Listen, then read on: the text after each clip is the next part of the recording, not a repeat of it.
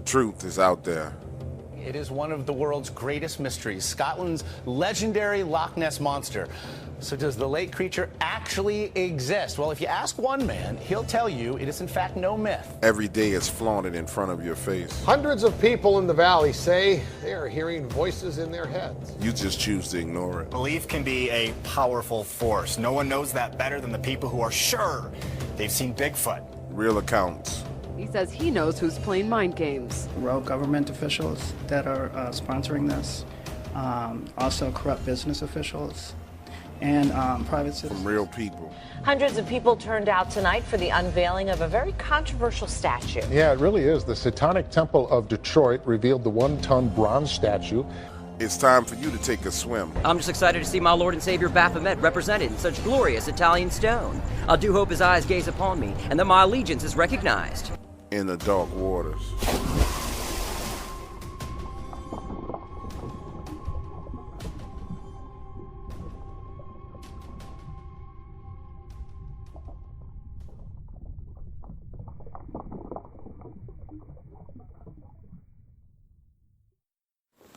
The Dark Waters channel is for entertainment purposes only.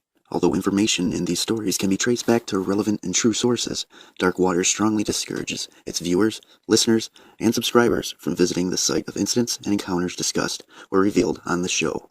In other words, we will not be held responsible if you are attacked by a Dogman, molested by a Bigfoot, bitten by vampires, chased by chupacabras, abducted by aliens, accosted by the Men in Black, investigated or arrested by the local law enforcement, CIA, FBI, NSA, EPA, BLM, or another alphabet group, whether on U.S. soil or abroad. Thank you for tuning in, and enjoy the show.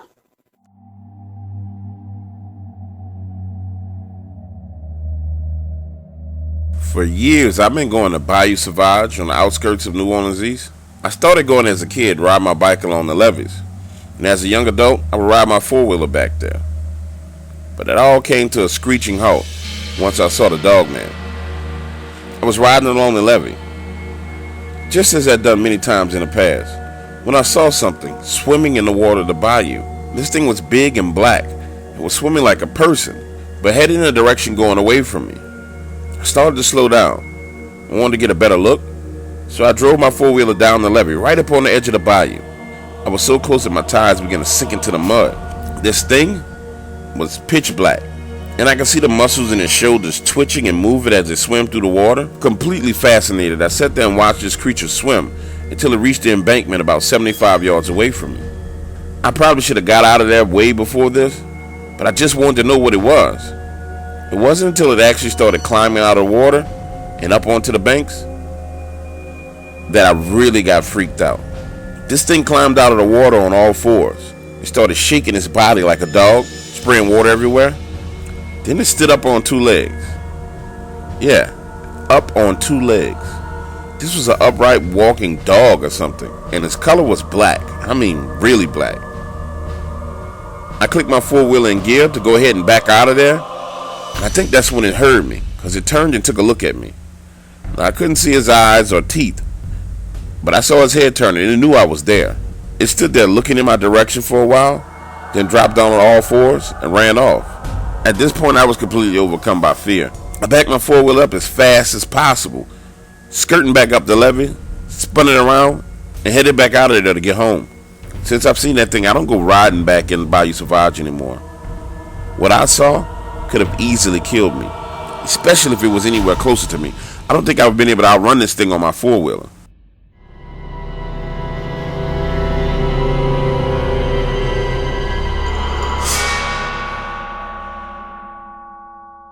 So it took me a long time to share my Dogman encounter with anyone, partially because it was completely humiliating, and also because I figured no one else would believe me. You see, I worked for the post office my entire life. And being a mail carrier is no glamorous job whatsoever. Over the years, I worked in major cities like Chicago and had a route on the south side, a place I hope to never visit ever again. But when I transferred to Oklahoma, that was when I had my first Dogman encounter. Being new to the mail unit, I was forced to work this shitty route. Even though I had been with the Postal Service for years, office politics still played a major role in what routes you got. And my very first assignment was a rural route. About 85 houses and 10 farms. When I say it was shitty, man, this thing was shitty. You had to drive all damn day long to get to these places.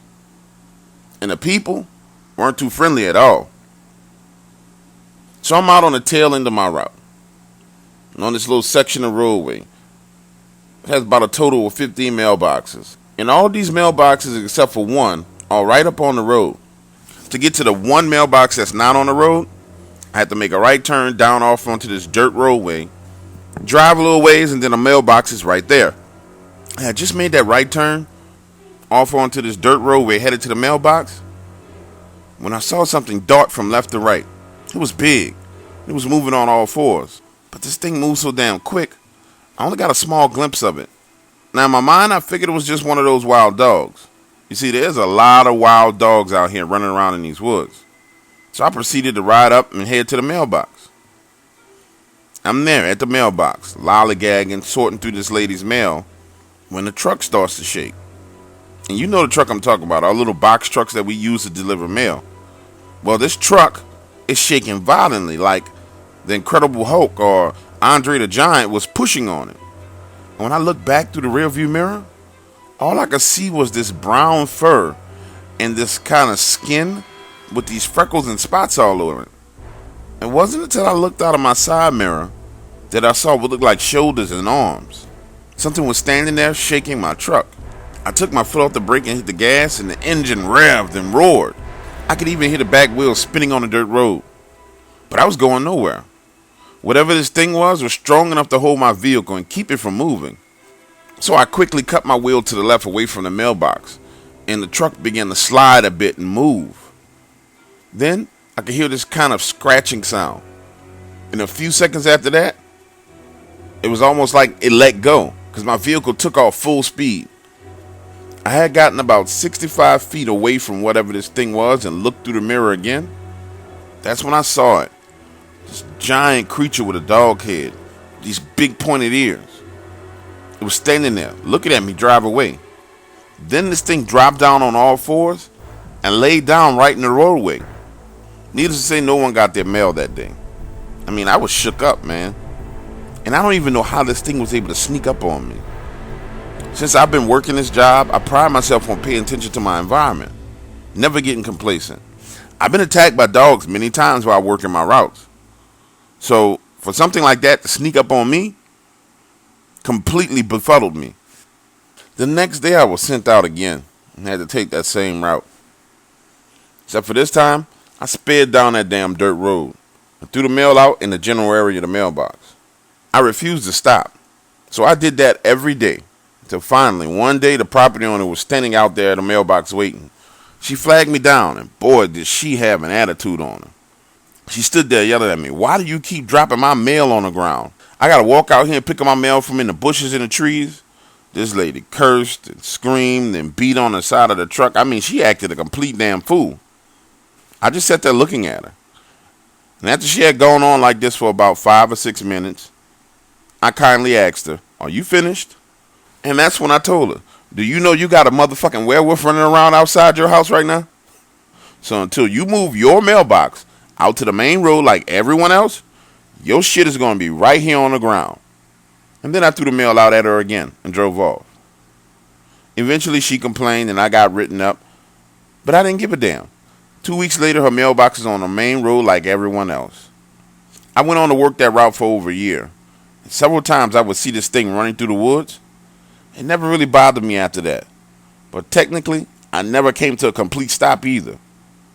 You see, I had gotten smart and put these handwritten notes in every mailbox on the route, telling them, once you check your mail, leave your box open. Those who left their box open allowed me to just drive up and throw the mail in. And if your mailbox was closed, you would find a neat bundle of mail right there on the ground next to your mailbox. Lord knows I was not about to get eaten by a dog-headed monster, just so these people can get a bunch of bills that they probably weren't going to pay anyway. Screw that.